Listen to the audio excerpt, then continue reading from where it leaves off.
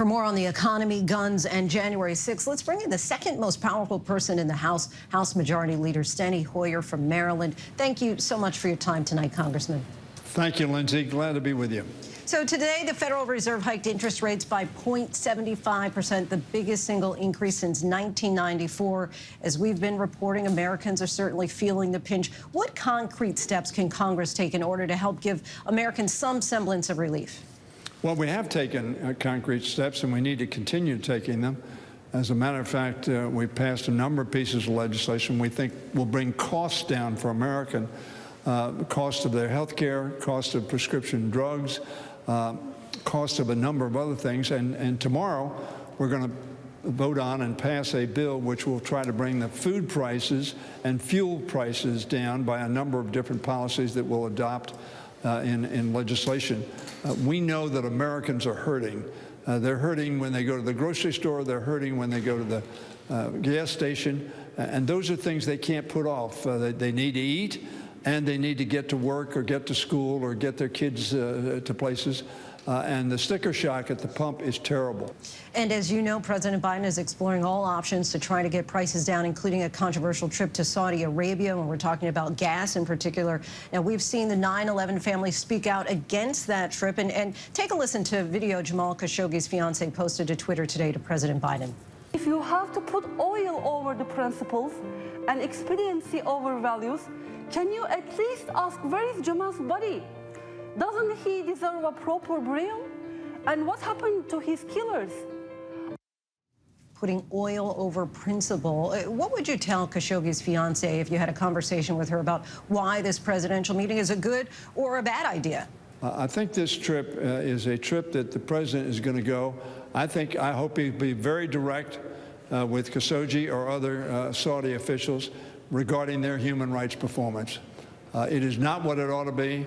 We ought to make it clear that it's not what it ought to be, and we don't support that. On the other hand, they're a major supplier of petroleum. They're also a member of OPEC, which is the cartel which tries to control prices. And I think the president needs to make it very clear in private, doesn't have to be a public berating, but in private, that we need to bring these prices down. We need to increase supply, which will bring prices down.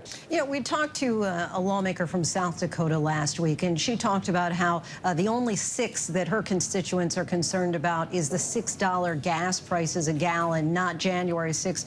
Many Americans certainly appear to be more concerned about the rising prices, not necessarily the day-to-day of the January 6th hearings. What do you personally hope comes from these hearings? Let me first of all say that person who you talked to, saying that January 6th was not of interest to the American people, I disagree with that very severely. We saw treason on January 6th. We saw insurrection on January 6th.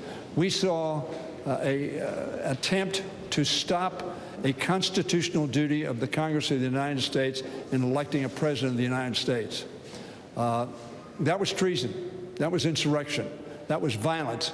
Law enforcement officers were killed, and to dismiss that, to rationalize it, to diminish the consequences of that are dangerous for our country. I think the January 6th Commission is doing exactly what it needs to do: tell the truth.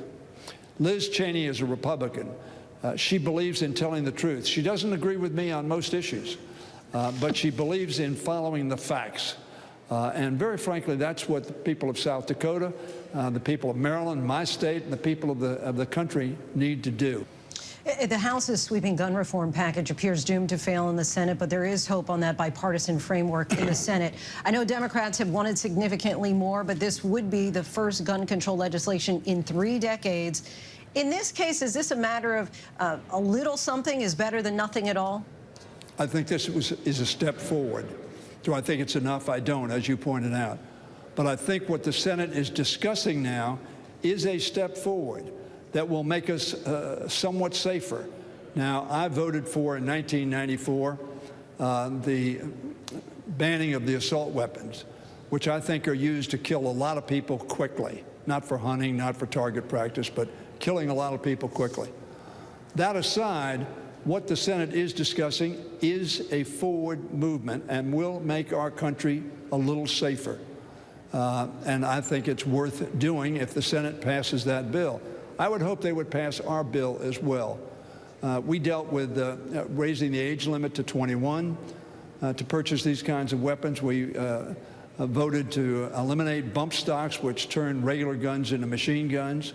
We voted to eliminate having ghost guns, which are made at home with kits, and there's no way to identify the gun.